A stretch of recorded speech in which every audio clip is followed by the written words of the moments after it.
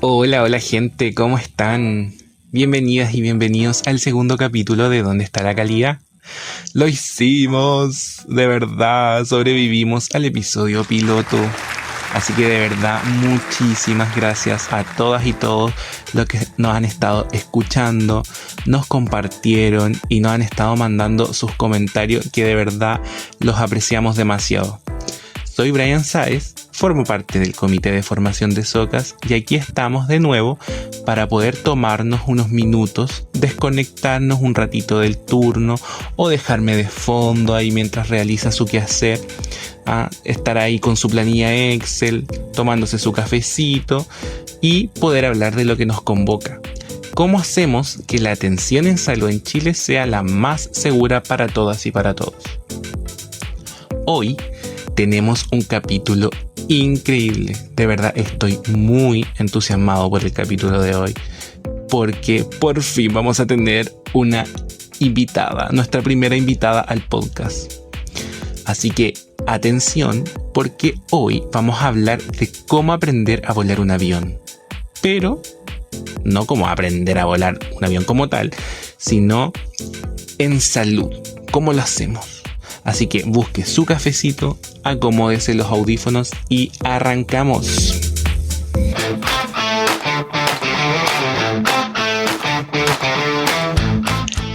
Nos adentramos en la sección El pulso de la norma. Si recuerdan, en el capítulo anterior les comenté que esta sección se trata principalmente de poder reflexionar, de poder conversar de algún tema en específico, de alguna normativa, ya sea antigua, alguna normativa que esté vigente, alguna normativa que haya salido recientemente. Y en esta ocasión, lo que queremos reforzar y reflexionar es con respecto a un componente esencial de la seguridad del paciente, que es la gestión de riesgo. ¿Por qué? Porque esta se orienta de por sí a identificar, a analizar, a intervenir aquellas situaciones que pueden causar un daño durante la atención en salud. Y en contextos clínicos donde de por sí intervienen distintos profesionales, hay distintas tecnologías, está el factor humano también, que es muy importante, y hay sistemas organizacionales bastante complejos. Aquí el error humano es inevitable, pero lo que es prevenible es el daño. En este marco, una herramienta estratégica importantísima que se ha utilizado hoy en día en la gestión de riesgo y la seguridad del paciente es la simulación clínica. De hecho, ese es el motivo por el que les comentaba anteriormente de que vamos a aprender a volar un avión, pero en salud. Es porque el concepto relacionado a simulación más conocido por la gente son los utilizados en las simulaciones de vuelo de los pilotos. Esta herramienta permite reproducir escenarios de altísimo riesgo en un entorno mucho más controlado, más seguro, más libre de cualquier tipo de consecuencia para un usuario real, para una persona y para su familia, por supuesto, y quien lo rodea. A través de la simulación, los equipos pueden ir entrenando habilidades técnicas, habilidades procedimentales, todas relacionadas con el factor humano. Y lo mejor de todo, que en un ambiente, como decía anteriormente, totalmente protegido, donde no va a causarse daño. La idea es poder detectar las fallas del sistema en donde uno está para poder mejorar habilidades como la comunicación con el equipo, por ejemplo, y poder ir fortaleciendo esta cultura de seguridad que está basado en el aprendizaje del error, de lo punitivo, de voy a buscar al culpable, entre otros. Porque todavía, como les he dicho desde el capítulo anterior, estamos todavía en una cultura muy punitiva que debemos cambiar lo antes posible. Esta breve historia que les contaré a continuación ejemplifica un poco cómo la simulación clínica de por sí constituye una gigantesca barrera, a mi parecer, preventiva y que puede transformar posibles eventos adversos en oportunidades de total aprendizaje y que impactan directamente en la seguridad del paciente. En lo personal, soy docente tengo estudios, también hice un diplomado en simulación clínica, por ende, con mayor razón comprendo la total importancia y la oportunidad gigantesca de los estudiantes de poder aprender estas habilidades y realizar procesos metacognitivos bastante claros con respecto a la acción que están realizando, al procedimiento o al caso clínico que van a analizar. Entonces, el caso es el siguiente. En una sesión de simulación clínica, tenemos a un equipo de salud que atiende a un paciente simulado que tiene neumonía y múltiples comorbilidades. Durante el ejercicio, se le indica un antibiótico, pero sin ajustar la dosis a la función renal, lo que representa un gigantesco riesgo clínico y significativo para el paciente. Una enfermera, en ese momento, detecta esta discrepancia y plantea la alerta al equipo, permitiendo corregir la indicación antes de que el paciente simulado sufra un daño. Durante la retroalimentación o el debriefing posterior que se realiza después de estos escenarios de alta fidelidad, el equipo analiza el error desde una perspectiva sistémica, considerando factores como la comunicación, lo que es el trabajo en equipo, la presión asistencial que se ejerce en ese momento y la jerarquía.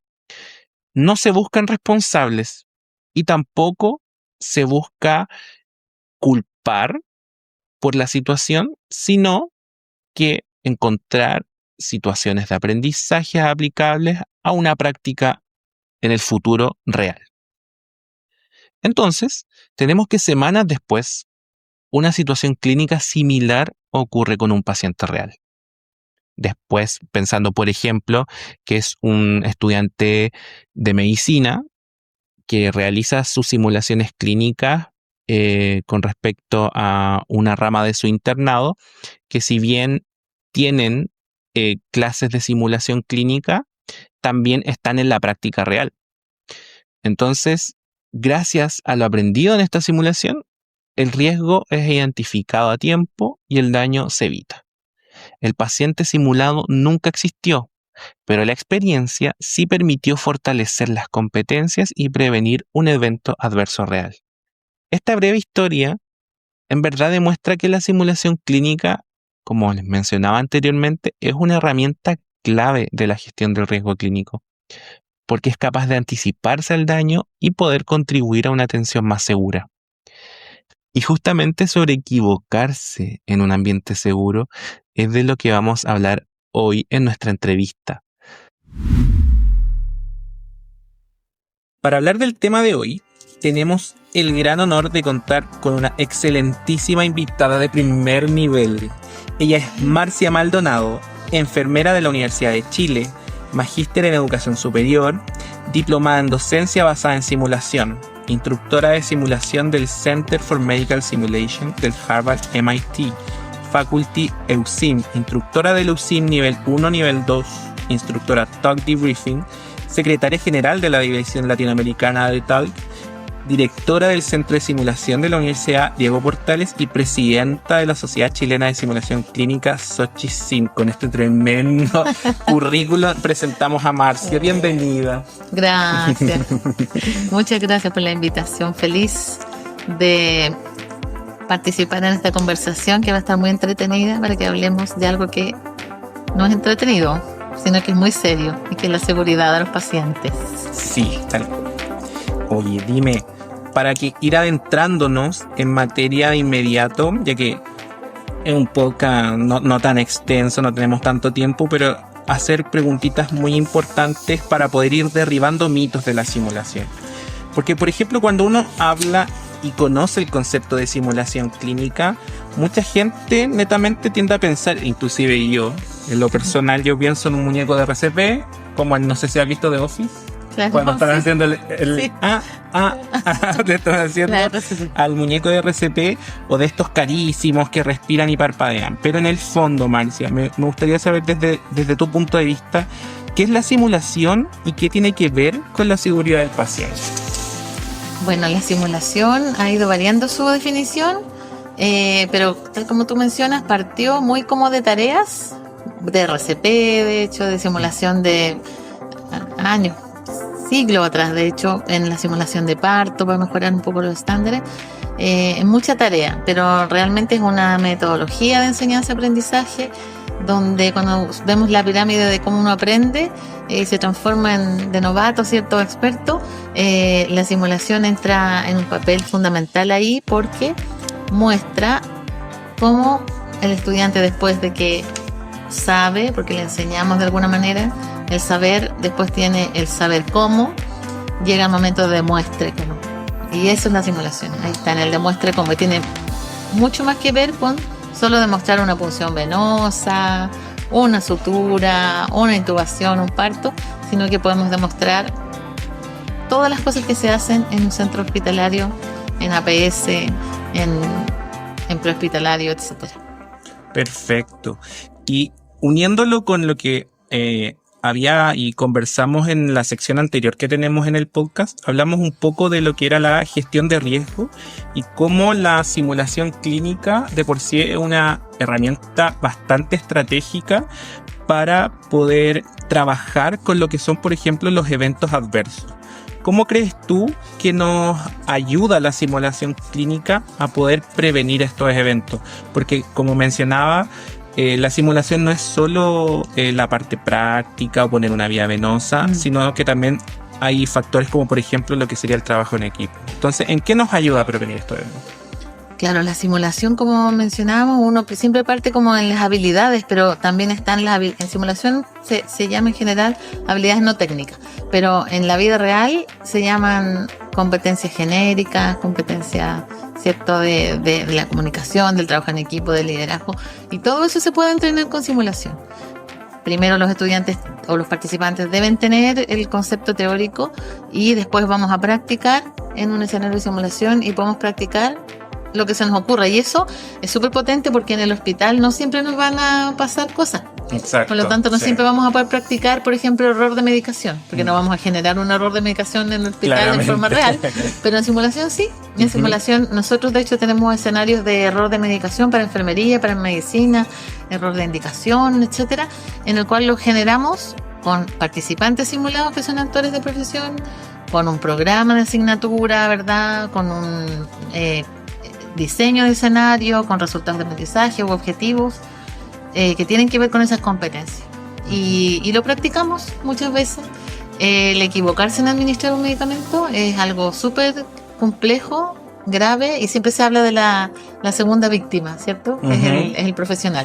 Y eso en un ambiente hospitalario, de salud primaria, como sea, es súper complejo porque no lo podemos manejar tan bien, no se maneja tan bien, se protege al paciente, obvio que es el que está en el centro, pero en simulación podemos hacerlo en un ambiente seguro y los estudiantes sienten que se equivocan de verdad. Lo puedo decir porque lo veo a través de mi ventana de instructora, claro, veo como la palidez, las miradas de pánico, y ellos se están equivocando en algo que no es real porque es un escenario de simulación, es simulado. De hecho ni el paciente es real porque es un simulador, otras veces usamos participantes, pero el tema es que el impacto que tiene para ellos a nivel cognitivo e incluso físico, porque uno lo ve, es súper alto.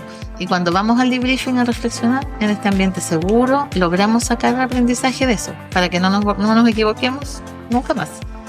Tengo un escenario, de hecho, que es de simulación justamente de error de medicamentos, porque hay una indicación médica errada, que eso puede pasar. Un paciente alérgico le indican un medicamento al que es alérgico, el enfermero le administra el medicamento y los estudiantes me dicen, cuando vamos al debriefing, profe, nos dicen en clases 20 veces, en todas las clases de medicamentos nos dicen, pregunten la alergia, lo tenemos escrito, casi que tienen un tatuaje, pregunten la alergia. Y profe, nos tocó hacerlo y no lo hicimos. Entonces, eso no se olvide más. Porque lo vivieron, lo viven. Distinto, totalmente distinto. Lo viven. Y lo eso combinan, y un montón de cosas más. Creo yo también con la parte emocional, que de hecho como para generar, bueno, lo que es la docencia, una buena metacognición, lo combinan mucho con la parte emocional de lo que está viviendo en el momento. Y eso como que marca uno, como las experiencias de vida marcan demasiado. Hay que reflexionar de esos escenarios, porque eso es súper importante. Súper importante. Y en general, viéndolo quizás desde un punto de vista más global, por el hecho de que estás y lideras el Xochicim. ¿Cómo sientes o tú sientes que en Chile los hospitales o las clínicas están entendiendo que la simulación es una inversión en calidad en realidad y no es un gasto? Todavía tenemos una brecha grande ahí. Existe, sí. Ya, de hecho, en gobiernos anteriores, muy anteriores, se crearon como espacios de simulación y se crearon varios centros dependientes de los servicios. Tengo la suerte de conocer el que está en la región de Los Lagos, en Puerto Montt, en Concepción, acá en la Posta Central o la Asistencia Pública.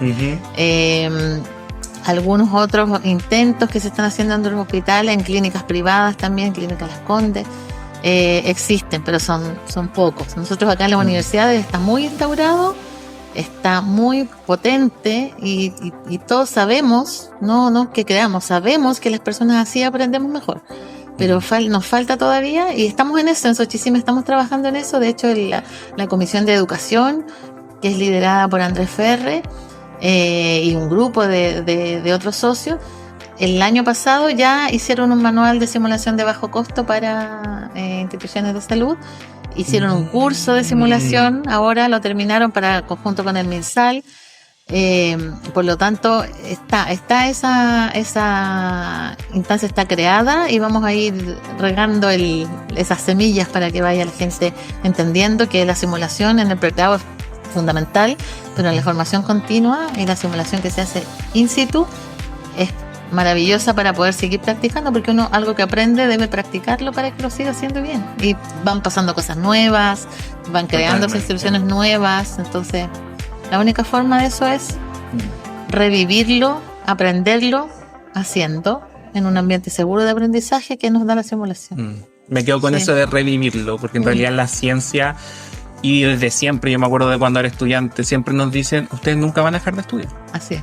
Es imposible, porque vamos evolucionando con el tiempo, vamos adquiriendo más información, más estudio, entonces tenemos que ir actualizándonos en ese sentido. No termina nunca el aprender. Nunca, sí. Eso es verdad. Y siguiendo la misma línea de lo que habías comentado, por ejemplo, del tema de hacer simulación de bajo costo.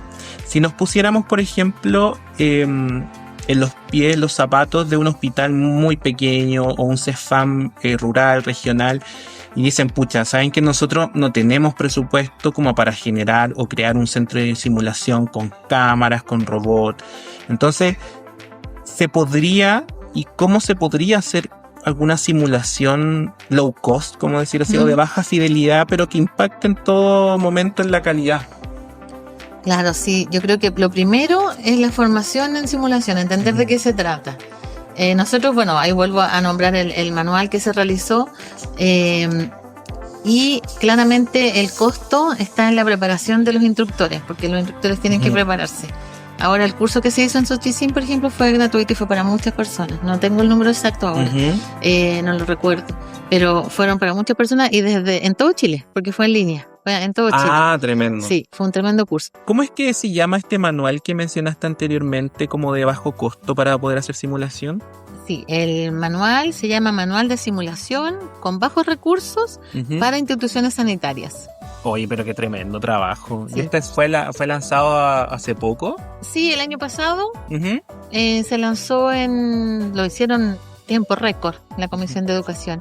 Y se lanzó en las jornadas de simulación que se hicieron en la Clínica Las Condes, que fueron de Xochicim. Y después se hizo un relanzamiento también ahí junto al MinSal.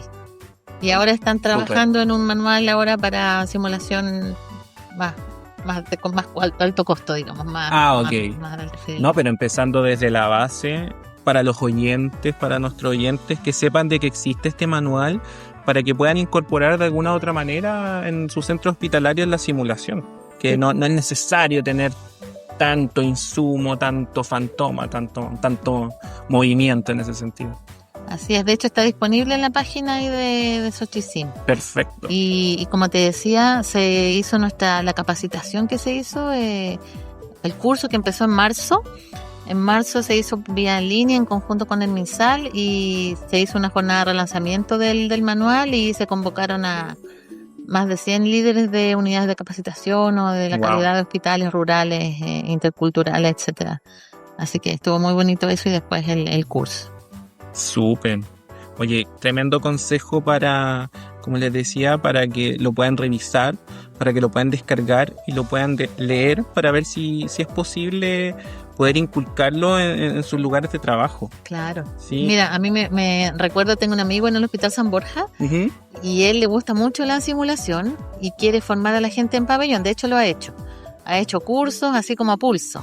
Y tal como mencionabas tú algo, utilizar insumos vencidos, hay que tener harto ojo ahí. Aquí en la universidad no es tanto porque aquí no vamos a atender a nadie de verdad, pero en el hospital sí. Por Claro. lo tanto, el centro de simulación o lo que se ocupe de simulación con insumos vencidos, eso no puede pasar a los pacientes. Hay que tener un control muy estricto ahí. Exacto. Tiene que ser el control muy estricto. Y por otra parte, me recuerdo que él, siempre afuera de los hospitales venden ropa, de todo, venden Uh-huh. ciertos artículos de aseo para los pacientes, etcétera.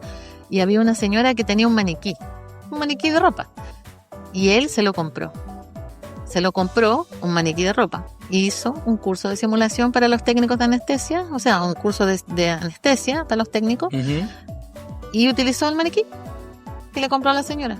O sea, eso es como un Art Attack ya, Un definitivamente. literal, un Art Attack. Uno puede hacer un Art Attack, pero con lo que sea. Yo me acuerdo una vez, cuando estaba en un centro de simulación como técnico, claro, creé para que hicieran punción con de esta espuma como Perfecto. de Pulmaví.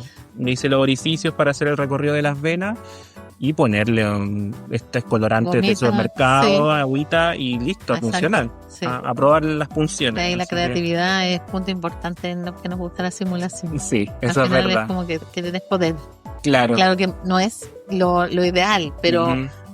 de esa forma tal vez podamos encantar a nuestro, de hecho este colega que te digo yo, Juan Pablo se llama, encantó a sus jefes con esto. Dijeron, Ya. oye, ¿es verdad que esto funciona así? Y claro, a lo mejor ahí está el desarrollo más avanzado de tener un centro o una sala de simulación, que eso es lo que viene de todas maneras. Ujú. Y nosotros en Xochicín estamos en general, el directorio actual y las comisiones están trabajando fuerte para eso, para alinear a la parte de asistencial Ujú. con la simulación, en la formación continua en los posgrados, etcétera. Ay, perfecto. Oye, Marci, para ir ya finalizando una preguntita antes con respecto a qué nos podrías recomendar, por ejemplo, como sabiendo que dentro de la simulación clínica uno de los factores más importantes, especialmente los de alta fidelidad, pero es el concepto de debriefing. ¿Qué nos recomendarías tú para poder realizar un buen debriefing en el caso de que, por ejemplo, si ya no contamos con simuladores o algo, quizá, o sea, hasta yo mismo me he puesto de llorón para un escenario adulto mayor, que se me murió mi abuelo y yo llorando, o sea, uno mismo puede generar esas instancias para hacer una mayor fidelidad y poder generar un buen debriefing al final. ¿Qué consejo podrías dar? Claro, igual hay que hacer la salvedad entre el debriefing educativo y el Ujú. debriefing clínico. Perfecto. ¿Cierto? Entonces, claro, en el debriefing educativo uno lo hace después de un escenario de simulación donde yo programé el escenario, tengo mis resultados de aprendizaje muy claros. Ujú. Y ahí, bueno, ahí tengo que crear un escenario, tengo que conocer de diseño, de Claro. conducción, de debriefing, hay que trabajarlo. El debriefing es de hecho lo más difícil, pero es donde se produce el aprendizaje, donde está la Exacto. reflexión. Ujú. Así que ahí, claro, hay que tener un poco más de formación Ujú. en general para hacerlo. Y claro, uno puede hacer escenarios de muchas cosas. De hecho, las técnicas y los procedimientos uno los va aprendiendo y los puede practicar y se aprenden en general con simuladores de bajo costo. Ujú. Pero las cosas de las competencias genéricas, cómo me comunico, cómo soy líder, cómo soy seguidor, Ujú. no solamente hay que tener un buen líder, sino que también hay que ser buenos seguidores, ¿cierto? Del líder, etcétera. Eso uno puede tener cierto apoyo y en el hospital o en el CEFAM, etcétera. Puede ser uno mismo que hace de actor y todo, y tal vez no es tan terrible. En pregrado es más complejo porque los estudiantes están aprendiendo, pues son Claro. novatos, entonces tienen que creerse el cuento un poco más que nosotros que estamos más ya insertos en el área. Pero el debriefing clínico es el que yo, o sea, lo recomiendo 100% para mantener y para mejorar y para resguardar la seguridad en los hospitales de nuestros pacientes. Hay distintos tipos de debriefing clínico, muchos. Yo siempre hablo de Talk porque es el que Ay, qué participo en maravilloso. eso. Entonces tengo ahí mi conflicto de interés, entre comillas, porque es una fundación sin fines de lucro, Claro. no tengo remuneración, digamos, Ujú. por eso. Pero trabajo harto en eso porque es enseñar a conversar a las personas de un equipo después de un evento, cualquiera. No siempre un evento malo, puede ser, de hecho, se busca que pueden ser cosas bien hechas también. Claro, reforzar Después de lo una positivo. entrega, exacto, después de una entrega de turno, hagamos un debriefing clínico. Después de que recibimos un paciente, después que tuvimos un paro. De hecho, hay evidencia de alto impacto en cómo mejora la atención de los pacientes y la seguridad después de hacerlo sistemáticamente. Y el debriefing clínico es una herramienta que yo la recomiendo 100%. Cada vez hacemos más, enseñamos más. Yo le enseño a los estudiantes en pregrado porque me ha costado llevarlo a los campus clínicos. A veces cuesta un poquito, hay resistencia a cosas nuevas a veces. Claro. No se entiende mucho el concepto o el impacto. El impacto es alto. Hay un estudio que es muy bonito, que es ya bastante antiguo, que una unidad de pacientes críticos hicieron debriefing clínico después de los paros, sistemáticamente, y mejoraron el retorno a la circulación espontánea en 10 puntos. Wow. De porcentuales, y en las altas en 20. O sea, no hay un medicamento nuevo, no hay una tecnología nueva, hay un conversar después de cada paro para mejorar. Entonces, esa evidencia yo encuentro que no tiene discusión. Y cuando lo enseñamos en los campos clínicos, hay varios que se encantan, pero nos cuesta un poco. Es muy cortito, demora 10 minutos, no demora más. No es que vamos a hacer una reunión y vamos a tener que formarnos extensamente, no, es muy corto. Y como nos ha costado hacerlo en los campos clínicos, pero cada vez menos resistencia, yo lo hago acá con mis alumnos de pregrado. Lo enseñamos los formamos como usuarios en enfermería, en obstetricia, en kine. Eso por el momento, así que formamos aproximadamente 300 estudiantes al año como usuarios. Y yo siempre en mi cerebro pienso y me imagino que es un caballo de Troya. Totalmente. Pero un caballo de Troya positivo. Ver a alumnos que van a llegar después y van a salir con este instrumento que es maravilloso. Nosotros acá en Socas hicimos es segunda oportunidad ya que hacemos el curso TOLC y que en realidad es tremenda herramienta. Para ir finalizando, me gustaría preguntarte si pudieras dejarle un mensaje a los profesionales de salud que nos están escuchando sobre por qué habría que y deberían abrazar la simulación, ¿cuál sería? Porque la simulación tiene todo que ver con la seguridad del paciente, desde que nace. Yo siempre digo la historia de cuando yo fui a poner fui a hacer una punción venosa yugular en un lactante. Tenía 19 años de haber tenido, estaba en segundo de enfermería. Y tuve una clase con diapositiva, una amiga me dice con transparencia, sí, puede que haya sido con transparencia, pero eso fue él sabe cómo no fue porque no habían fotos ni video, y el demuestre fue en un lactante de verdad. Entonces, la simulación clínica ya desde su inicio sirve para apoyar o para asegurar que los pacientes van a estar seguros, porque no vamos a aprender en ello, no vamos a hacer la primera acción en ello. Y segundo, durante todo el pregrado, en todas las carreras de salud, podemos practicar situaciones de comunicación, de liderazgo, en simulación, antes de ir a hacerlo en el centro hospitalario o centro de salud más bien. Y en el posgrado podemos seguirlo aprendiendo porque tenemos que practicar y practicar. Sí, yo creo que ese es un mensaje muy importante. Siempre recuerdo. En el posgrado igual. Exacto. Y independiente que no quizás quiera adentrarse a hacer un diplomado, un magíster, sino que en los mismos centros clínicos, en los mismos lugares en el que están, tomar estos aprendizajes y ponerlos en práctica. Exacto. Tenemos problemas de comunicación y de liderazgo en tal servicio, vamos a intervenir allá con escenario. Tal cual. Esa es la idea de que fuera esa simulación in situ. Siempre recuerdo un gran amigo que es de Socas, de hecho, de los fundadores, que vino un día a verme y me dijo, te quería venir a conocer tu centro, porque le pasó que tuvo que contratar en tiempos de pandemia a hartos médicos nuevos, digamos recién egresados, y al poco andar se dio cuenta de que habían dos que tenían mucha facilidad y le enseñaban a los otros a comunicar malas noticias o noticias complejas, a ver cosas de liderazgo y de comunicación del equipo, y les fue a preguntar de dónde ellos habían aprendido eso, y le dijeron en la universidad. ¿Y cómo sí? En la universidad, en quinto año, tenemos un ramo que es de comunicación y nos enseñan eso y nos hacen esa neurosimulación. Entonces él me quiso venir a conocer porque me dijo, quiero que se lo enseñe esto a mi funcionario del servicio, porque estoy impresionado con, ¿saben esto? De que niños, pues recién egresados. Claro. Entonces, muy, muy, muy potente, sobre todo para estas competencias. Uno lo toma, obvio que las técnicas son fundamentales, pero para estas otras es fuerte el impacto porque no tengo que ir a practicar en cosas como que son oportunistas, porque no siempre voy a tener que comunicar noticias Claro. o liderar un equipo, no siempre me va a tocar, pero si lo practico antes va a estar en mi cerebro ahí guardadito el Guardadito. cómo hacerlo. Sí.